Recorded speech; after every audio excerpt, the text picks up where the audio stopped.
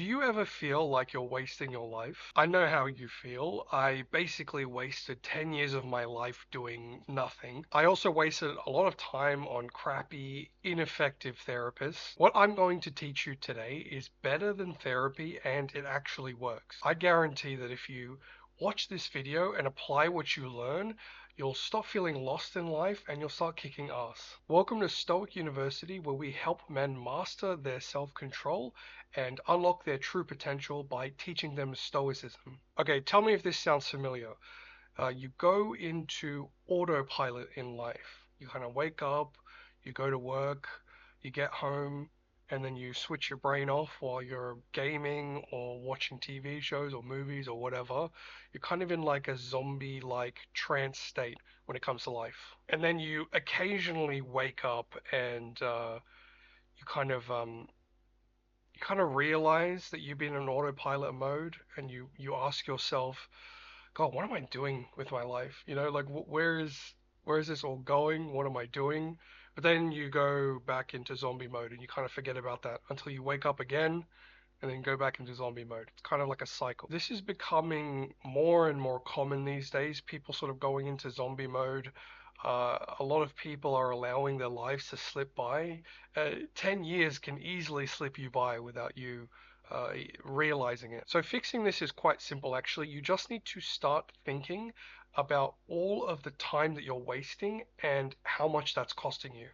Marcus Aurelius, the ancient Stoic and emperor, he said, you could leave life right now. Let that determine what you do and say and think.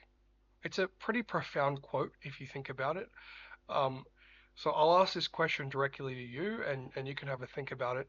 If your life ended today, how would you feel about it? I don't mean how would you feel about your life ending. I mean, how would you feel about your life if it ended today? What would your opinion be? It's really important for you to consider this truthfully and seriously. Don't answer superficially, you know, because a lot of people will be in the position where they would say, actually, no, if my life ended today, I wouldn't be happy because I haven't achieved certain things or I've let too much time go by. In my example, in my personal life, I had to seriously consider this question when I found Stoicism. I considered this question and I asked myself, if my life ended, would I be happy? And the answer was no. The answer was no. That's precisely why I'm making this video now, because this is something that I've been avoiding for ages, and because of the consideration of this question, I'm doing it now. Okay, so time is slipping away. What are you supposed to be doing? Have you ever gone to an all-you-can-eat buffet and had so much food that you start feeling genuinely sick or like you're gonna die?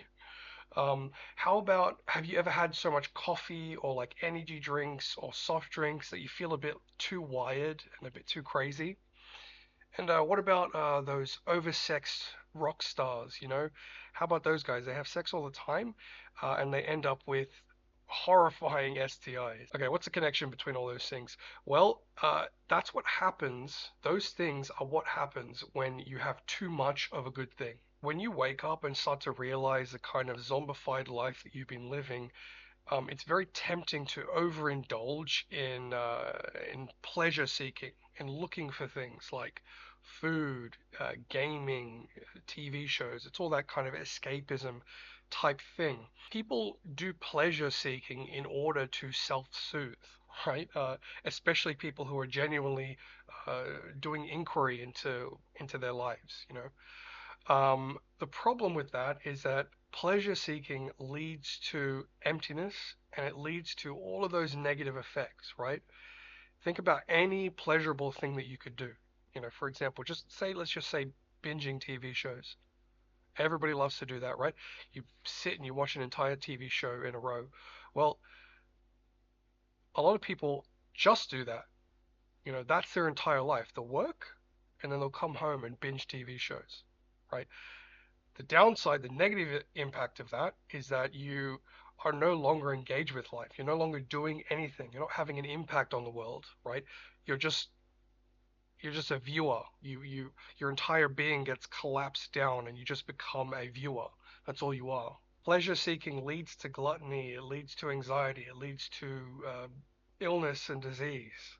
So you're probably wondering, what are you supposed to do instead of pleasure seeking? Well, instead of seeking pleasure, you should be seeking discipline. I went on my first hike 10 years ago, and I joined a group of experienced hikers.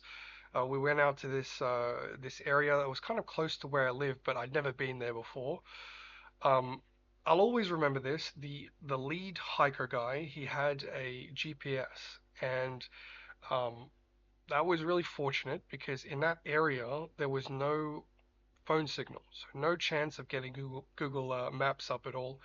So I remember thinking, I was so grateful that this guy had the GPS, that he could guide us, because otherwise we would have been lost. We could have gone down a ravine or just walked in circles for ages, right? I was really grateful for that GPS. Discipline is like that GPS. Discipline helps you know where you are, where you're going, and best of all, it prevents you from sort of getting lost in the weeds, going down a ravine, getting stuck in an area, and going around and around like when you're in a rut. Discipline keeps you away from all those problems that come up from random pleasure seeking. But how do you actually stay disciplined? Well, what you need to do is you need to create some new habits, and any old habits won't do. You need to do Stoicism and have Stoic habits. Stoicism is a very practical philosophy. It's a philosophy of self-control, self-mastery, and achievement. Now, have you ever been in the situation where somebody tells you, "Hey, I need to tell you something, but I can't do it right now. We'll have to talk later." Yeah, I think everybody's been in this situation. You start to kill yourself with anxiety because you're like, "Oh my God, what's it gonna be? I don't know. It could be something horrible." Your mind always goes to the worst thing. And what's crazy is that life is like that, right?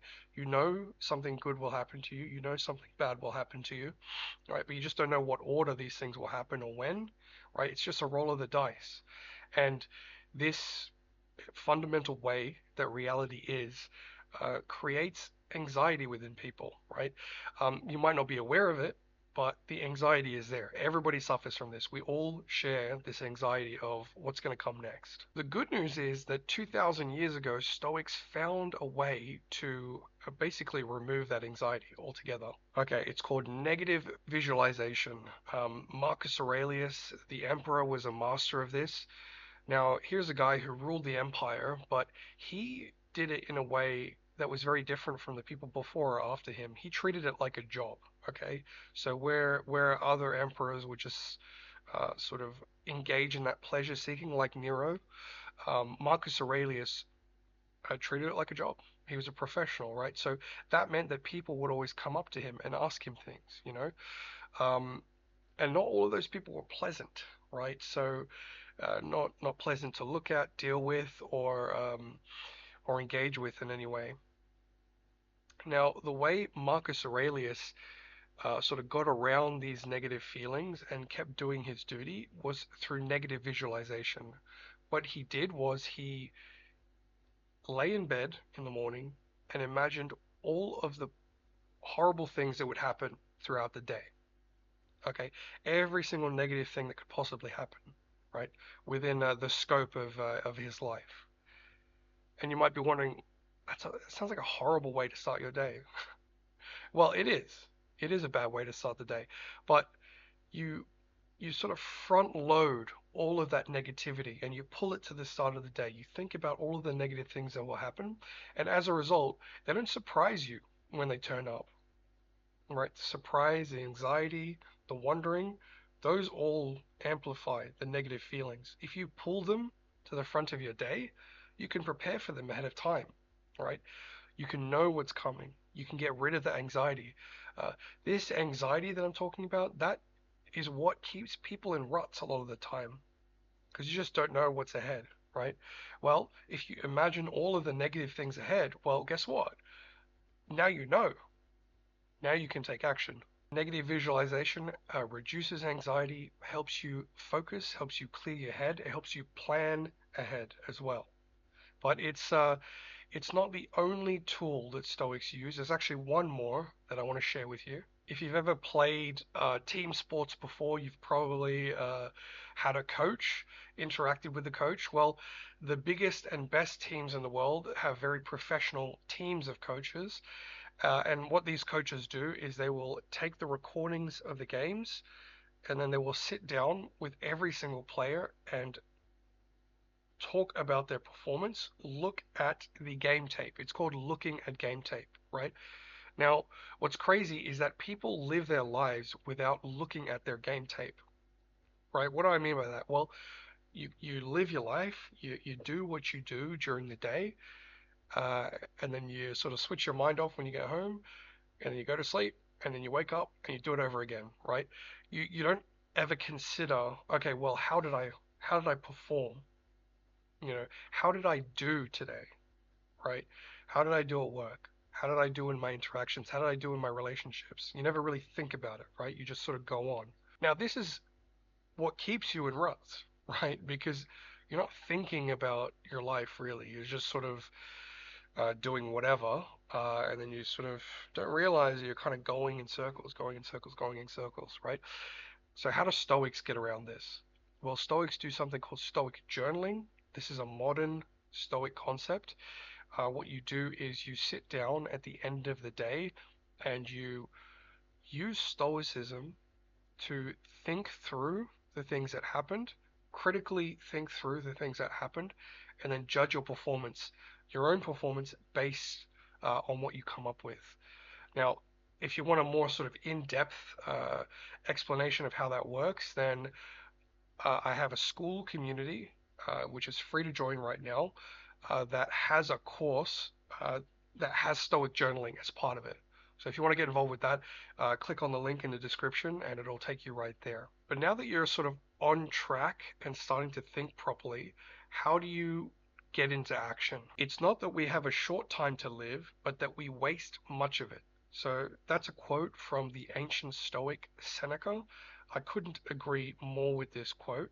Um, let's say that a normal human being will live 80 years, and let's say that 60 of those years are as an adult. If you think about it, 60 years is a hell of a long time to live. A hell of a long time.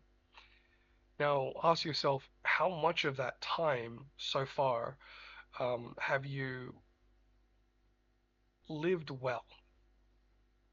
And how much of it have you wasted? How many things have you done that are actually important to you? And how many things have you done that just waste time and lead you nowhere? And if you're thinking, yeah, but how do you actually take the action? You know, like you get that. I'm sure you understand that you've wasted time, right? And the cost that has to you.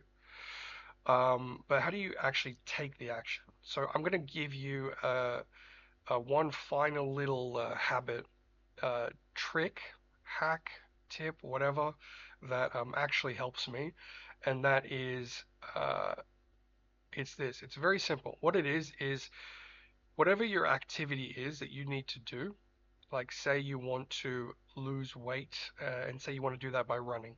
Okay, it's very simple to get started. All you need to do is break it down into the tiniest steps possible and then pick that first step, the very first step for the activity. So for the example of running, um, what you need to do is put your shoes on and get into your running clothes. Uh, Pretty small and simple. And you might be thinking, what's the point of that, right? Like, if I do that, I might as well just go running. Well, exactly, right? You're kind of tricking your brain into giving yourself a little bit of dopamine for doing a small action. Count that as a win. Count that tiny action as a win. Putting your shoes on, putting your running clothes on, right? Count that as a win. And what you'll find more often than not is when you do that, you are actually that much closer to actually completing the activity. And you'll find that very often you will actually just do it, right? You're allowing yourself to fall into the activity. If it's applying for jobs, open up your computer and then pull up all the job applications. That can be like the first step. And if you pull up all the job applications, you might as well, right? For me, I dread the feeling of making YouTube videos, right? So how do I get into it, right? What I do is I just set up all the equipment, right? Set everything up, and then when it's already set up, it feels kind of stupid not to go ahead with it, right? So I guarantee you this works. If you want to get out of a rut, you need to do all of this stuff. You need to consider all of the time you're wasting. You need to do the negative visualization, and then you need to get into action by picking that first small step and then taking it. Okay, today I've taught you how to avoid traps in life. I've taught you some Stoic habits that'll help you avoid wasting time in your 20s or indeed any decade. But what do you do when you get stuck in a rut and you can't get yourself out of it? Well, that's where my 7-day Stoic Reset Challenge comes in. I guarantee it'll help you stop wasting time circling around in ruts, and it'll help you re energize and refresh your life. Just click on the link below to get started, and I'll see you there.